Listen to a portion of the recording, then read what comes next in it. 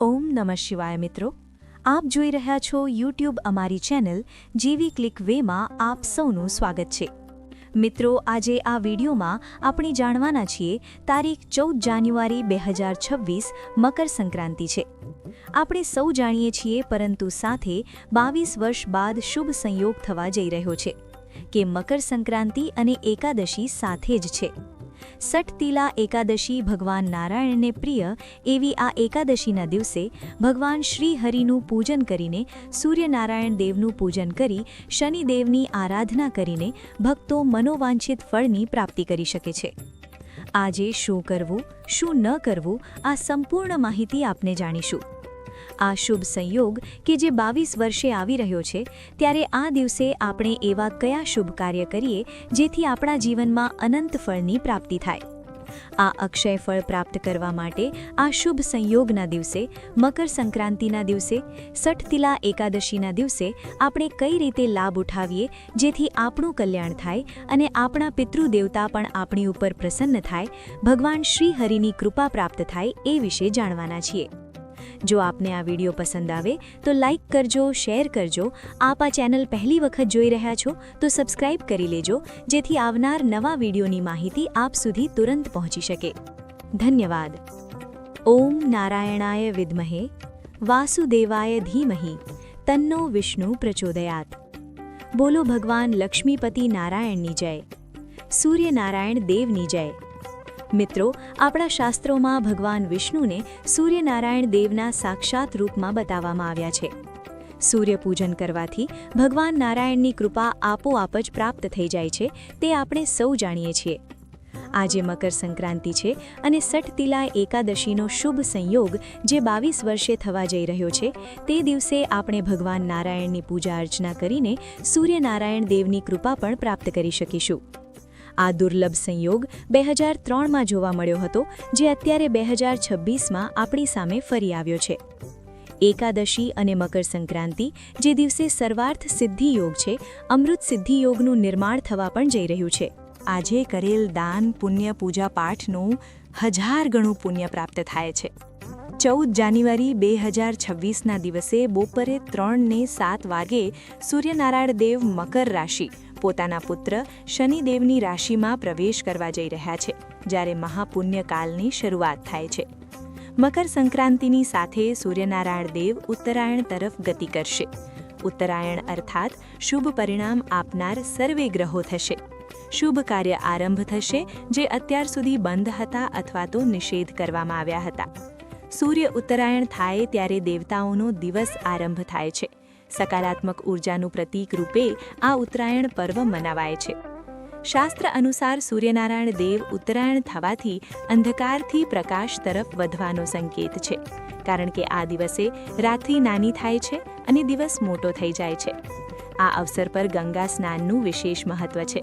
જો આપણે સ્નાન ન કરી શકીએ તો ગંગાજીનું સ્મરણ કરીને ઘેરે પણ સ્નાન કરાય છે, અને ગંગા કિનારે આપણે હોઈએ તો ગંગાજીનું પૂજન કરવું વિશેષ મનાય છે। ગંગાજીના પવિત્ર જલથી માત્ર છાટણા કરવાથી આપણી ઉપર તો પણ સ્નાન બરાબર પુણ્ય પ્રાપ્ત થઈ જાય છે।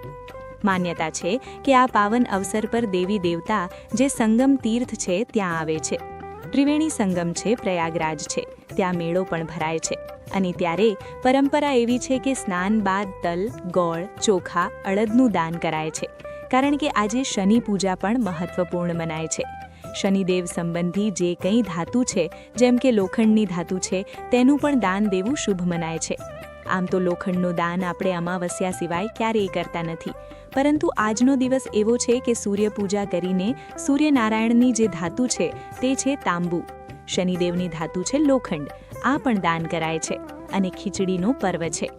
ખીચડી અર્થાત ખીચડો, જેમાં આખું સપ્તધાન હોય છે: ઘઉં, અડદ, મગ, જુવાર, બાજરી, ચોખા, મસૂરની દાળ, આ રીતે 7 ધાન આખા લઈને રાત્રિએ પલાળીને જ્યારે મકર સંક્રાંતિ હોય ત્યારે ખીચડો રાંધીને તેમાં ઘી ઉમેરીને આરોગાય છે, જેનાથી સ્વાસ્થ્યમાં વૃદ્ધિ થાય છે। સાથે ગોળ અને તલનો આહાર પણ કરાય છે। ગોળ અને તલની ચિક્કી છે, લાડુ છે, મમરાના લાડુ છે, તે બનાવીને આરોગી શકાય છે અને તેનું દાન પણ દેવાય છે। વિશેષ ફળની પ્રાપ્તિ થાય છે। આજે પિતૃતર્પણ, શ્રાદ્ધ, પિંડદાન કરવું શુભ મનાય છે।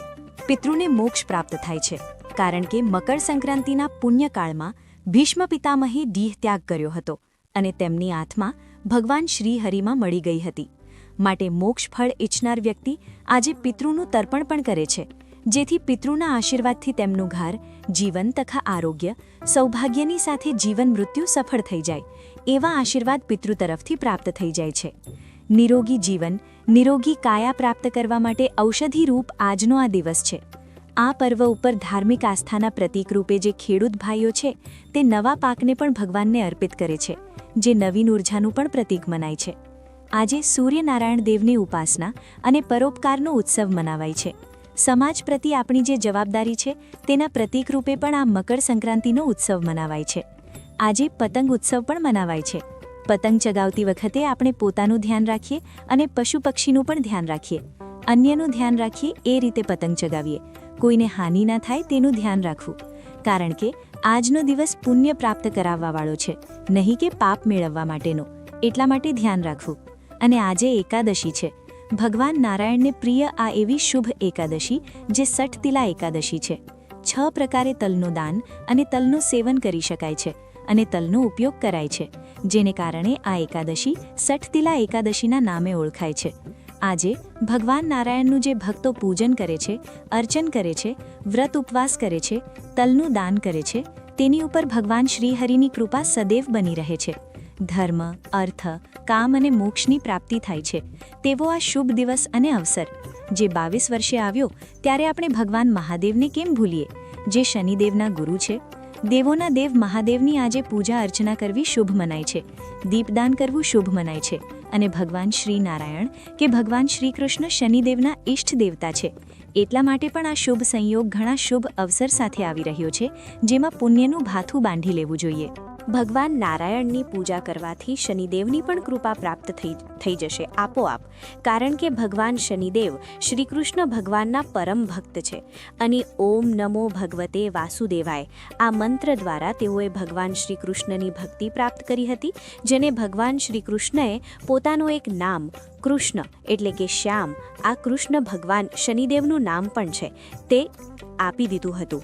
એટલા પ્રિય ભગવાન શનિદેવ હતા ભગવાન શ્રીકૃષ્ણને. જેમ ભગવાન શ્રીકૃષ્ણએ ભગવાન નારાયણે અધિક માસને પોતાનું નામ પુરુષોત્તમ આપી દીધું છે, એ જ રીતે શનિદેવ સાથે પણ છે. માટે શનિદેવની કૃપા પ્રાપ્ત કરવી તે શુભ મનાય છે. આજના શુભ અવસર પર સાથે જ શનિદેવના ગુરુ છે તે છે મહાદેવ. મહાદેવની ભક્તિ પ્રાર્થના કરીને પણ ભક્તો મોક્ષ ફળ પ્રાપ્ત કરી શકે છે. આજે ભગવાન મહાદેવની પૂજા કઈ રીતે કરવી? તો સવારે વહેલા ઉઠીને સ્નાનાદિથી પરવારીને શુદ્ધ વસ્ત્ર ધારણ કરવા, શિવાલયમાં જઈને ભગવાન મહાદેવની ધૂપ, દીપ, નૈવેદ્ય, ગંગાજળ, શુદ્ધ જળ આદિથી અભિષેક કરીને પ્રાર્થના કરીને ભગવાન મહાદેવની કૃપા પ્રાપ્ત કરી શકાય છે. આજે ઉત્તરાયણ છે અને ઉત્તરમાં સૂર્ય હોય ત્યારે ભગવાન મહાદેવની પૂજા અર્ચના કરવાથી જીવનમાં આધિ, વ્યાધિ, ઉપાધિનું હરણ થાય છે.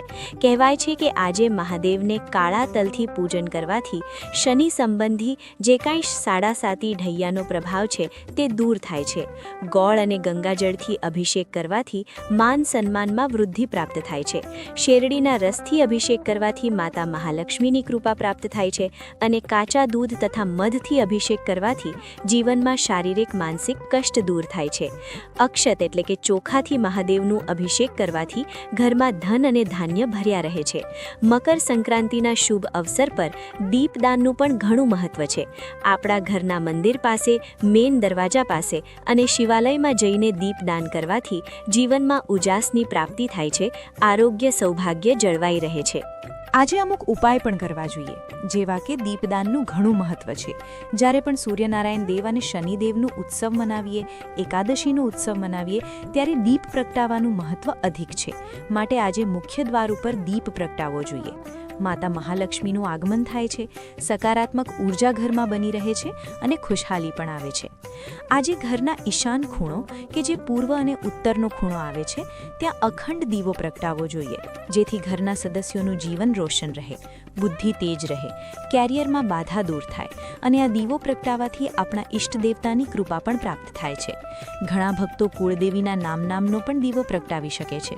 અને રસોઈ ઘર કે જે આપણા અન્નપૂર્ણા માતાજીનું સ્થાનક ગણાય છે અને જેનાથી આપણે પુષ્ટ થઈએ છીએ, આપણને આરોગ્ય પ્રાપ્ત થાય છે, તેવા રસોઈ ઘરમાં પણ એક દીવો અવશ્ય પ્રગટાવવો જોઈએ, જેથી અન્નધનની કમી કદી રહેતી નથી. આ ઉપરાંત આજે એકાદશી પણ છે, માટે તુલસી ક્યારે એક દીવો સવાર સાંજ પ્રગટાવવો જોઈએ. ભગવાન નારાયણની કૃપાની સાથે લક્ષ્મી દેવીની પણ કૃપા પ્રાપ્ત થાય છે. કુંડળીમાં સર્વ ગ્રહદોષ બાધા શાંત થાય છે.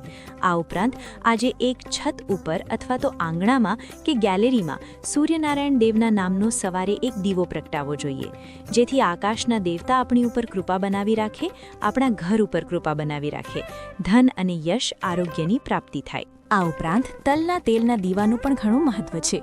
સૂર્યનારાયણ દેવને કે દેવતાઓને પણ તલનો દીપક પ્રગટાવી શકાય છે. ઘીનો દીપક પણ પ્રગટાવી શકાય છે, આપણા ઘરના મંદિરમાં પણ. આ ઉપરાંત શનિદેવ માટે પીપળાના વૃક્ષ નીચે દીવો પ્રગટાવવો શુભ મનાય છે. સૂર્યાસ્ત પછી સરસવના તેલનો દીપક પ્રગટાવાય છે અને શનિદેવની શિલાનું પૂજન પણ થાય છે. આંકડાના પુષ્પ પછી છે આંકડાના પત્ર છે, તેની માળા ભગવાન શનિદેવને સમર્પિત થાય છે. ભાઈઓ સમર્પિત કરી શકે છે, બહેનો પૂજારી મારફતે શનિદેવની પૂજા કરાવી શકે છે.